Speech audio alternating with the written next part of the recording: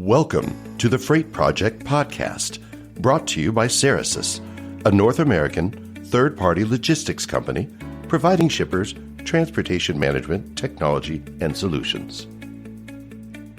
On today's The Freight Project podcast episode, I welcome Freight Project extraordinaire Timothy Dooner, Director of Audio and On-Air Podcast and Radio Host at FreightWaves, to talk about how FreightWaves' industry-disrupting coverage of the freight industry brought the Celadon bankruptcy news to light, but they also utilized their massive war chest of media assets to highlight the human impact to the drivers and other employees impacted by the bankruptcy. Tim will also speak to what a bankruptcy of the size of Celadon's means for the industry at large, as well as what it might mean for shippers. We hope you enjoy this episode of the Freight Project Podcast. Well, hello, Mr. Dooner, as we call you out here in the industry of freight, but first names are important, so I have today Mr. Tim Dooner, who is manning up all of the freight casts and multimedia assets over at FreightWaves for the first time here on the Freight Project Podcast. So thank you for coming on today and imparting your wisdom and your deep knowledge, having been in it now day in and day out, really covering the industry in depth, and want to make sure that our listeners know who you are and what you're up to, Mr. Timothy Dooner, so you can tell our listeners a little bit about who you are. Yeah, hey, Adam, thanks for having me. I enjoy being on your show. I know you were on FreightWaves Insiders with me recently. I got to sit in as a fly on the wall when you interviewed our fair CEO and founder, Craig Fuller, on your own show. And I'm a 14-year supply chain veteran. Before that, I was in the music industry, an industry that was disrupted by Napster when I was in there. Got into freight, announcing the disruption in this industry when another digital element is coming in. I lost my job as a salesperson in this business in 2016, bought a $30 microphone off Amazon, started talking into it, did an independent podcast, interviewed Craig Fuller, and now I'm here running the entire audio for FreightWaves and building the largest supply chain podcast network in the world. Absolutely. Well, I think what we should call you then, Mr. Dooner, is you're scrappy, right? And I think you bring that approach, that human element that in the world of freight, when I entered it, 7 years ago, from a marketing angle, at least, even from a publication angle, it seemed boring and stodgy, and like there weren't really any human interest pieces. There, was the traditional, here's what's going on, but it really was a business practice, and the supply chain needed a little bit of life. And I felt like you guys at FreightWaves are really trying to do that. Is that accurate? Are you trying to bring some life to this industry, wake it up a little bit? Oh, yeah. I mean, we want to have a little bit of swagger. We want to be loud and we want to be brash. We want to be the ESPN of freight. And if you think of ESPN, they have their serious reporting, and then they have some of their more fun with it, and they have their editorialized content, and they have their 30 for 30 and pieces like that go in depth on subjects. And that's sort of the interest we're having here, all different flavors under one incredible banner that is FreightWaves. Yeah. And, there's a ton of podcasts you guys are doing out there. And I talk about that, make it exciting, make it that human interest piece, bring eyeballs to the industry. Undoubtedly, as you guys approach multi-million-dollar views to your website each month, you're doing that. And I really wanted to have you on today because over the weekend, as I'm paying attention to my Twitter feed, I start seeing, from Craig Fuller at Freight Alley on Twitter, and yourself and Emily Zink over there and Chad Prevost, information about Celadon's unfortunate bankruptcy that came to fruition this week. And when I talk about the human interest side of it, you guys aren't just saying what's the impact financially to us as an industry. You're out there talking about the human lives that are impacted by this, that there is human beings working in the freight industry, that it's not just about opening up that Christmas present and taking for granted that perhaps it arrived there by truck and a million other processes of people involved to make Johnny's Christmas as great as you want to be as a parent. There's nothing better than that. But can you tell our listeners, what were some of the things that you guys did as an organization to report on this story? Because I saw podcasts, I saw video, I saw articles, I saw tweets. Can you tell us all what is involved there at FreightWaves and your ability to cover such a story like this? Yeah, I think there's a couple reasons why we are able to jump on a story like this and move on, get that information out quickly and fluidly and across all of our platforms. And the main driver of that is that Craig Fuller, our CEO and founder, is multi-generational, as am myself, as are a lot of people in this business. So when a story like this breaks, we understand the gravity of it, but we also have, I think, a more empathetic slant than a lot of other news organizations just because of the closeness that we have to the business. We've seen fathers, brothers, sisters, grandfathers go through this. So losing a business is never easy. And a lot of businesses in freight are multi-generational. Celadon is not excluded from that group. So the other thing that helps is how lean we are. So around 7 o'clock on Friday night, Craig slacked myself, JP, and Emily Zink, who's our news director. JP was doing the story, breaking the story, and said, hey, we have to pivot all media to cover this. It's a really big story, and we want to use all of our assets. Unfortunately, we have quite a few of those. I have a live radio show on Sirius XM the next day on Saturday. We have our own website, FreightWaves.com, where we publish the story around like 9 or 10 o'clock on Friday. That got like tons and tons of views, even though it was the weekend, because it, as Craig knew, it was a big, important story that people are going to care about. For some reason, the rest of the transportation media slept on it all weekend. I don't know if they didn't believe us or what, but we were very strong in our sources because you can't go live with something like that. You can't hit the publish button unless you know that that's going to happen, because it's like Chapter 11 bankruptcy for an asset-based company is almost a catch-22, right? Because once they start getting their credit dissolved, you start losing your shippers and you start losing all of your truckers. They're going to go to other people. And then you're in a position where how do you even build back up to restructure?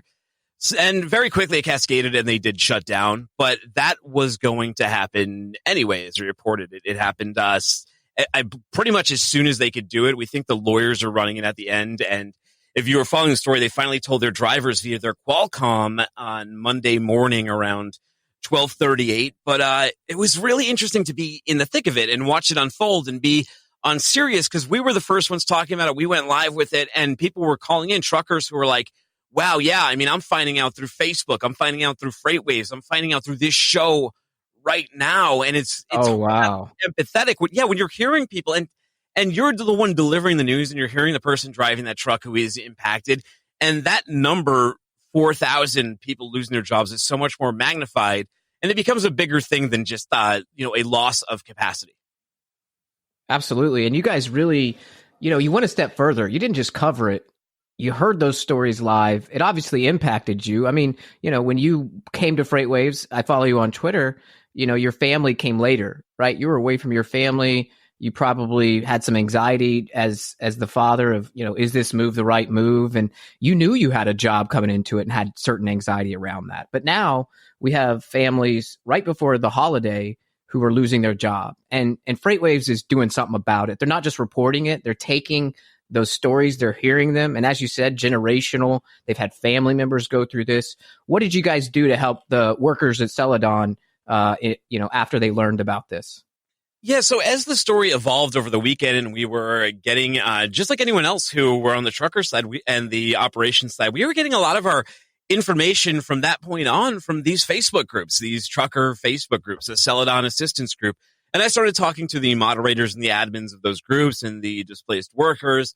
And through some of their suggestions and what we were hearing, and then other companies who, when the Falcon story broke, a lot of companies reached out to us to let us know there's recruiting. And for the drivers, it's relatively easy for them to find jobs. People are out like vultures the second that they find out that they're leaving the company. I mean, there was people in Indianapolis staging recruiting stations right across from the Celadon facility over there. But we also know that there's operations people and mechanics and people all across the supply chain that are impacted by these things. So we thought it would be appropriate to not just our own FreightWaves jobs. There's many more jobs in this across the industry that we wanted to put out. And that site is freightwaves.careers. If you go there, I believe there's over 425 job postings. I'll give you an actual verified number on that, because they did send that to me. Here it is. It's so there's close to 500 jobs posted in the first 24 hours from 225 different employers. So definitely check that out. It's not just trucking, it's jobs across the supply chain. And it's one of the most badass job boards out there. And we hope we can help some people out, because like I said, it's impossible not to hear these stories. We used one of our other assets, podcasts, on Monday to do a morning special and an afternoon special. And we got to hear all about the struggle that people are going through. And, it's a lot of people that are displaced. I don't know, Adam, like when I hear something like that, and like JP, he was in the booth with me. He's the one who broke the story. He was there on radio, and you could just see his face and his demeanor change as he was hearing more and more of these call-ins, because I think that for a lot of journalists, and this isn't saying anything negative about JP, but I think when they write the story, they're looking at like indictments, which was a big part of this story, and financial reports and those kind of things. And then things just do become a number, and it's just 4,000 and it's 2% of capacity or whatever it may be. But then as a journalist, when you hear the story, you understand what pressing that publish button does. It was powerful for me to see how it was powerful for him. Absolutely. And that's what the difference in this industry. And I think what we try to do at Ceradon is build a community and really, respect the role of the truck driver and the shipper as well as those carriers. And within those carriers, they're not just here to charge you with accessorials, although that's something you should work together to improve between, you as the shipper, maybe a third party in the middle, and the carrier. And you should use data points to negotiate those out or justify them or whatever is needed. And carriers absolutely have the right to work on making their companies more profitable. But at the end of the day, this is a community. And what you're doing at FreightWaves is more than reporting. And, there are some outlets out there, been around for a long time, and they have a really important voice. It's important to have a sober look at what does this do to the rest of the industry. Obviously, the jobs and those human beings whose lives are absolutely changed because of some other people's decisions and choices that maybe weren't sound. That's awful. But when we talk about how it impacts maybe the industry at large, some of the only other stories that I've read in some of the other publications seem to do what you alluded to, JP or other journalists might naturally do, and just look at this as a numbers game. So I think one of the cool things that attracts me as a marketer to want to even advertise in FreightWaves, for me as a practitioner to want to read FreightWaves, is this this focus of building a community. And I think that what you guys are doing over there, Tim, and what you guys have planned is really making us more than just business professionals, but understanding that spirit of collaboration. And I want to ask you, have you heard any, feedback on people using these job boards? What does this mean to those actual people whose jobs are displaced? Do you have any interest stories that, just warm your heart? Yeah, I mean, we get messages all the time. There's messages on social media that have been posted underneath any job posting that we've put out. The organic reach has been massive of this job board. The spread in these groups, the admins that we talk to, they allowed us to post in there, and it's helping people out. It's getting displaced people back to work. Not just with Celadon, though, throughout the industry. 2019 has been a tough year. A lot of companies overextended themselves and had to let people go. A lot of companies are doing their budgets now. People are getting cut every day. They're out there looking for new jobs. And this is a great resource for it. And one, frankly, that when I was looking for a job in this business and I was, using Indeed, I always felt like I was just sending my resume out into the goddamn abyss, into the black hole of nothingness. And no one get back to you. And that's one of the things we did in our coverage is we spent over 30 minutes talking about, like, Craig Floor, CEO of the company. Who else does that? What other CEO sits there for 30 minutes talking live, giving people advice on how to apply it to companies, not just like FreightWaves, but throughout the industry, how to use social media to do it, and giving you those kind of tips. You mentioned other journalistic institutions, and the JOC, they had a few posts about this, and I find, frankly, what they put a little bit offensive in the sense that not only is it antiseptic and not really that interesting and compelling to read, that is, if you can, afford to get beyond the paywall. And there's a certain irony. So one of their reporters went into one of these groups and was asking truckers who were just fired from their job to be interviewed to be in the JOC. And to me, there's a certain irony to asking someone who's unemployed to go read an article on a site with a paywall. But, that's just my opinion. But also their take on it was from that remove, detach segment, which is like, this has no impact at all. This is nothing like a Hanjin. Well, I'll tell you what, to 4,000 people who lost their jobs right before Christmas, this is a big freaking deal. Absolutely. Absolutely. And we can't forget the trucker. When we did a video, a couple months ago, I think it was in October, where we do the National Truck Driver Appreciation Week. There's a lot of interest in this world now and focus on the supply chain. I saw our good friend Kathy Morrow Robertson interviewed by CBS or ABC the other day. And that was pretty cool to see someone from our core community on national TV, because there's now more interest around who actually gets us our stuff. And we can't forget the truck driver. We can't forget the supporting staff. And, that's what shippers are looking for. They are happy to use any carrier. They are happy to use any 3PL. And I think they're really open for these collaborative stories, but I think they're even happier and they're better served when they find partners who put the people first, whose culture is not about saving you money alone, but being there long term to help you reach your goals.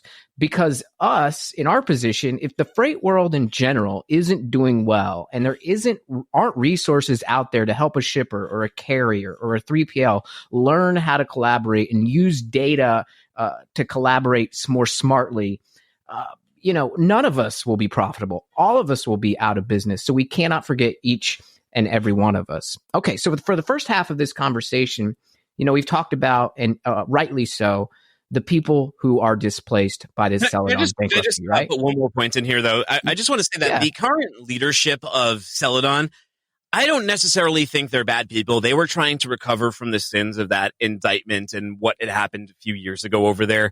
Right. I think that I'm just the period on this sentence is that it's tough when a story like this comes out.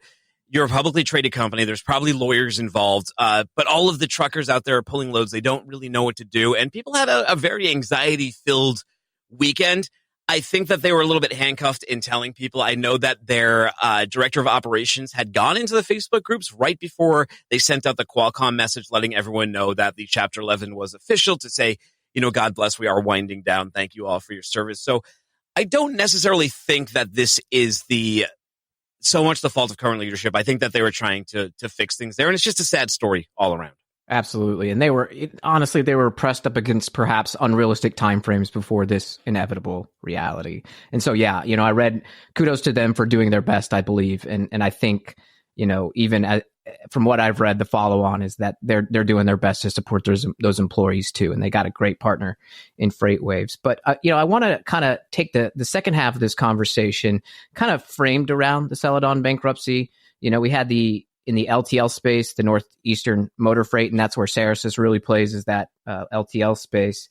And we're seeing a lot of things shift, right? We're seeing a lot of new technology being used in the ocean freight world, a lot of VC money going into freight tech, more and more e-commerce by, traditional bigger shippers. That's what we're seeing, couches going to homes or even B2B buyers buying things to come to their office versus maybe a warehouse. So, that's why we put out our final mile product. But things are changing, right? Things are consolidating. Things are really growing up in the supply chain from a maturity level. It's getting more professional. It's being respected in the C-suite more and more and more. But as we head into 2020, with 2019 seemingly an interesting odd year where you go off a huge 2018 capacity crunch, a bit of lull, and a lot of change with some carriers leaving in 2019. What do you think shippers, if you can kind of impart upon our listeners, should expect in 2020? Is it going to be, crazy like it was in 2018? Do we expect more bankruptcies? How does a shipper plan going into 2020, Dooner? Well, I mean, one of the biggest things was last week when saying that they really are not going to negotiate on the tariffs in this trade war. When Trump kind of just went, he went like Oprah giving out cars. We're like, you get a trade war and you get a trade war and you get a trade war. He basically said, we're not going to talk about this until after the election with China. So that means that some of these tariffs that people were hoping wouldn't come through, they're going to be stuck with them. There's not going to be any relief. And we've done some surveys. And if you look at the surveys, sometimes something happening or not happening doesn't matter so much as what the perception of it is. That's how markets are driven. And that's how shippers move their supply chains around. They can't be, reactive and wait for things to happen. They have to do it before they do. And we saw the ramifications of this coming into the holiday season. There was a story about Hasbro and how a lot of their overseas contracts got canceled on them so people could move them to domestics to try and avoid getting the tariffs imposed upon them. But what happens in that case is then Hasbro doesn't have the domestics because those foreign orders never came in. So you can't just trick your way around it. And I think we're going to, I mean, the one good thing, I talked to my economist here, Anthony Smith, a lot, and he's like, the good thing is that consumer confidence is up, unemployment is low, people are still buying things, those inventories are going to get shorter. But in terms of the numbers, like the sonar data that we see, we're just not seeing that uptick in capacity, especially in the holiday season, that we want to see. We have an early Chinese New Year this year, so that's going to be curious too. And, the ocean freight's kind of a leading indicator, but, the boxes are suffering too. It's nice to see some of the steamships doing well in profit. I think MSC just posted theirs and they seem to be navigating this fairly well. But if I'm a shipper, you have to, it's hard to hear the sort of dichotomy of, yes, there's great consumer confidence, but at the same time, you're just not moving that much the inventory that you would like to. Yeah. I mean, it's an interesting world out there because then you get these sort of false feelings of, especially in the case of retailers who are trying to get ahead of tariffs, where it looks like freight could be moving a lot, but is it really? Or are people just trying to get ahead of tariffs? And, the economy sort of saw whips, and it has been in 2019. We'll have good stock days, and then there'll be an announcement that there's perhaps a deal coming forward, specifically with China. And then the stocks will go up, they'll go down, freight will surge ahead of those tariffs or not. And from my perspective, I think, you hit on a very cool point, dichotomy, where as a shipper, you have to both be preparing that things will do well, but having contingency plans if the market goes softer and what you can do. And to me, from our perspective, and of course we're biased, you have to have the right technology in place if you're an over-the-road shipper that allows you to stay efficient so you can have that brain space available as an organization to focus on those ifs and if nots, because it's really unknown at this point. And so if you can stabilize your freight market now, just like in your personal finance world, if you have a nest egg, if you happen to perhaps lose your job, then you're prepared for that environment. So I hear what you're saying. Is it, and just to confirm, that shippers should be perhaps prepared for a tight or even a tough year? They should prepare for both. Well, so here's the thing. Like this year, the ramifications of tariffs and the impact of them haven't hit the consumer. They haven't been passed on. A lot of people are anticipating that to happen in 2020. So if consumer spending goes down because the cost of goods comes up, it means people are buying less stuff. We move stuff. I mean, that's what freight is. It's stuff getting moved. And if that stuff doesn't come from overseas, that affects the overseas shipping industry. Then it affects the dray industry. And then if there's not goods to put in warehouses, that affects the industrial warehouse space industry. And that's what to move. Then it hits the LTLs and the OTRs. And, maybe the shippers are enjoying some cheap rates now. But the problem is that you want to see that scale more balanced if you're a shipper. We have our own DHL supply chain pricing power index. And this uses a bunch of our SONA data points as well as some of the emotional indexes and those kind of things to give a gauge on what's going on. And as long as that thing has been in effect for a few months now, it has strongly been on the shipper side. You want to see balance around 50. And this has been around 30 to 25. It dipped as low as 20 a couple of weeks ago. And this is peak season. So what happens next year? I don't know. The indicators are not amazing, but I think like anything, there'll be market contraction and correction. We lost, you mentioned New England Motor Freight, Falcon, and Celadon, a bunch of big shippers were removed from the market. It's not going to have none of them on their own are going to have a huge impact on capacity. But when you add them all up, it's going to shift capital around, and it's going to make the ones that survive that much stronger. But they're going to have to be that much more efficient, and they're going to have to prepare. I mean, if anything, it's like only the strong survive. And I think that 2018 allowed a lot of limp deers to run faster. I think the wolves came out in 2019, and in 2020, hopefully some of these organizations will have learned from 2019 to shift and be more efficient and use TMSs and optimize their freight to navigate these waters, because we know it's coming, right? The wolf is coming to the door. Yeah, well, apropos, since you had the Wolf of Wall Street at FreightWaves Live in Chicago as your keynote, so you guys know all about that. But, we're very fortunate. Like I said, 7 years ago when I came into this industry, there wasn't a lot of great, timely, data-driven publications out there, such as FreightWaves. So whatever 2020 holds, it sounds like if you go to FreightWaves as a shipper, you're going to be well informed. And we're going to definitely make sure we keep our shippers abreast of these changes. But what, if any, do you guys have coming down in 2020 for FreightWaves? Anything new on the docket, Tim? Yeah, I mean, we're just expanding FreightWaves TV. That launched last quarter. You can actually download the free app. Tons of our free content, timely content, instant content is done on there. Things like what we were doing with that Celadon coverage. We have the gear, we have the cameras, we have the mics, we have the access to our CEO and our great market experts. And to the industry. So if we want to cover a story like that, all you got to do is go to our LinkedIn or our YouTube page or download that FreightWaves TV app, and instantly you're going to hear coverage and broken down. This isn't like the olden days of our press where it was just like it would take weeks for stuff to come out in newspapers, or just journalists were very slow. FreightWaves has done an amazing job of putting over 40 journalists to 60 journalists out in the field, all of our digital journalists, people like myself and Emily who are making the back end of the digital content and making sure that that is out with a news focus that is headline news and out instantly and in your face, like you said, and bringing you the real story from not just the financials or from Wall Street, but from the people themselves behind the wheel, behind the desk at all levels of corporation. Absolutely. Well, I wasn't really confident to place. Right? What's that? Of course, FreightCast too. We've got the whole FreightCast thing. We've got more than 12 podcasts there. God knows how many there'll be by the end of the quarter. Right. Make as many as I can that are diverse enough.